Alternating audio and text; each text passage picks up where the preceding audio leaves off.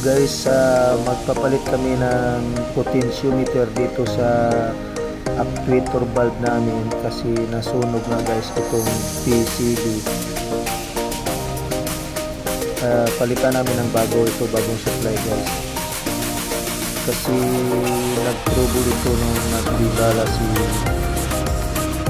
chief officer namin. Abnormal na yung lumalabas doon sa monitor niya guys. Nung tinicheck namin, ito nakapasok pala yung tubig dito sa loob, kaya nag-short circuit yung board, sunog yung board guys. Kaya naggawa ako ng trouble report para masupplyan kami ng bagong potentiometer assembly. Ito na guys, ayan, tanggalin muna yung nasunog na potentiometer. Dali lang naman guys, ayan pagtanggal mo ng wire, ilagay mo na rin sa bago para hindi mabaliktad yung mga connection guys. Kapag kayo nagka-experience sa ganitong trouble guys, karamihan ito sa potentiometer lang at saka sa adjustment sa mga limit switch guys. At kailangan din i-check yung reduction gears guys, baka mayroong nakakalang doon. Huwag mo nang padalos-dalos mag-order guys, kailangan sure ball kasi mahal to. Na experience na dito sa kumpanya namin guys, isang chief engineer namin nag-order ng buong valvula at saka flitter.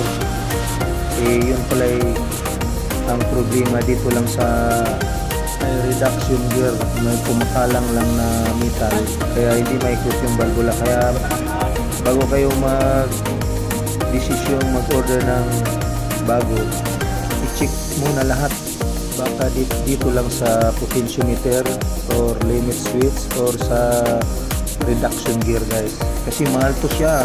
Umaangal yung kumpanya namin dahil grabe kamahal. Yun nga, nakabili nga talaga ng bago, nakasupply talaga.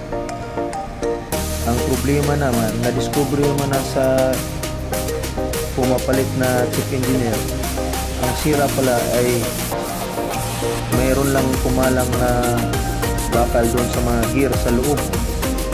Siguro napudpud mo yung mga gear ng iba, kumalang doon, kaya ayaw maikot yung valvula.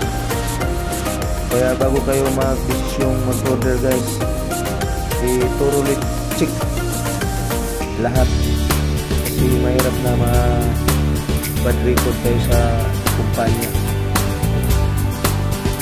Panoorin nyo lang hanggang sa dulo guys. Ito po pala si VP Molex, nagpapasalamat sa mga subscribers ko, at saka yung hindi pa nag-subscribe, please subscribe my YouTube channel. And don't forget to hit the notification bell para kayo ma-notify ng YouTube pag mayroon akong bagong video na upload guys. Thank you guys. Enjoy watching.